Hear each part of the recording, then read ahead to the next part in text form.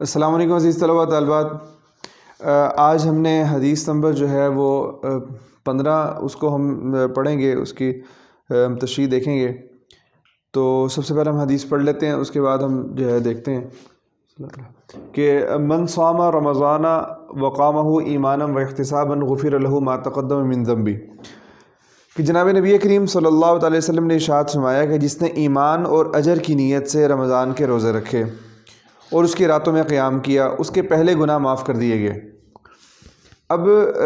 یہ جو ہے رمضان المبارک کا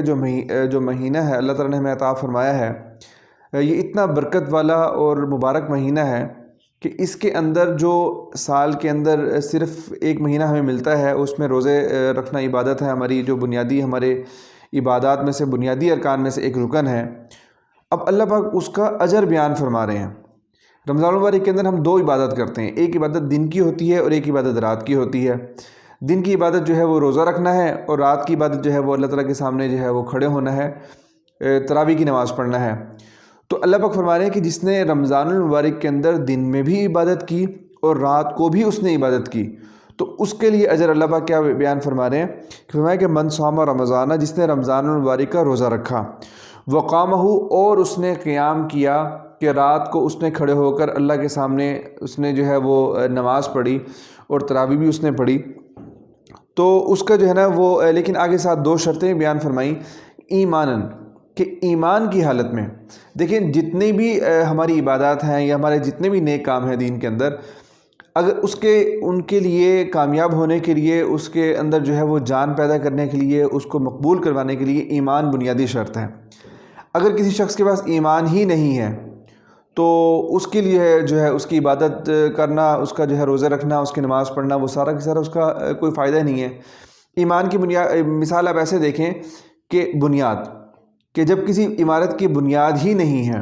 تو آپ اس کے اوپر بھلے 100 منزلہ عمارت بنا لیں تو اس عمارت کا کوئی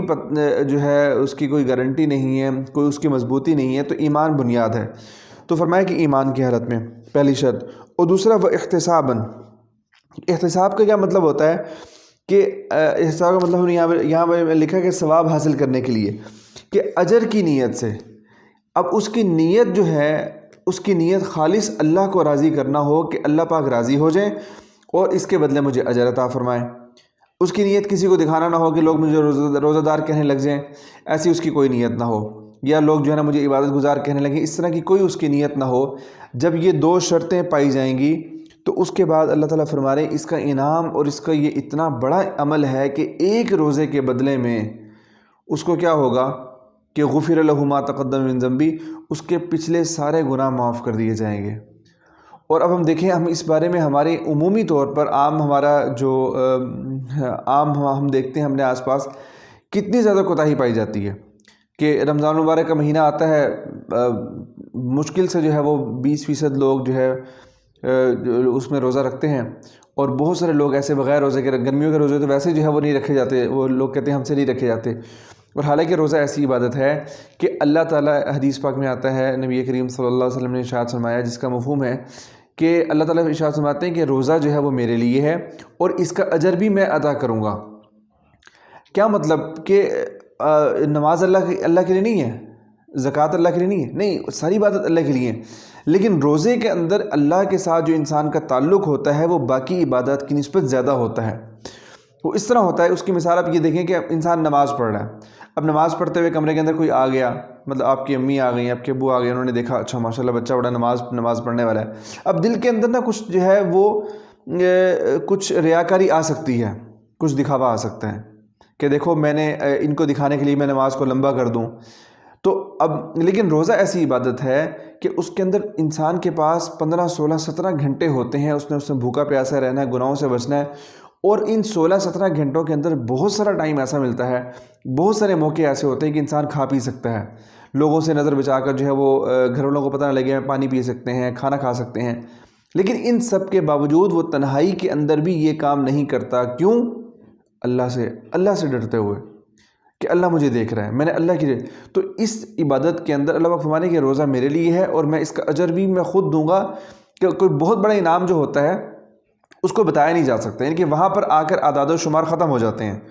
کہتے ہیں کہ بس اتنا دوں گا کہ بس راضی ہو جائے، تو وہ کیا ملے گا اس کا انعام، وہ ہم اس تک سوچ ہی نہیں سکتے۔ اللہ پاک اتنا بڑا انعام دیں گے۔ اس لیے روزہ رمضان المبارک کے اندر جو مطلب بالغ ہونے کے بعد اللہ تعالیٰ نے ہمارے اوپر روزے فرض کر دیے ہیں، بچہ ہو چاہے وہ بچی ہو، جیسے وہ بالغ ہو گئے ہیں ان کے بعد اب روزے فرض ہیں۔ اب اگر جو ہے وہ نہیں ادا کرے گا، اگر وہ روزے نہیں رکھے گا، تو اس کو جو ہے وہ اللہ تعالیٰ کے ہاں بہت سخت وہ گناہ گار ہوگا، اور اگر وہ رکھے گا تو اس کو اللہ تعالیٰ اتنا زیادہ اجر عطا فرمائیں گے۔ تو یہ اس حدیث پاک میں فرمایا یہ جو ہے کہ اللہ تعالیٰ اس رمضان المبارک کی برکت سے کہ اس کے جو ہے وہ پچھلے سارے گناہ اللہ تعالیٰ معاف فرما دیتے ہیں۔ تو یہ ہماری آج کی حدیث تھی۔ انشاءاللہ نیکسٹ لیکچر کے اندر اگلی حدیث پڑھیں گے۔ بہت شکریہ۔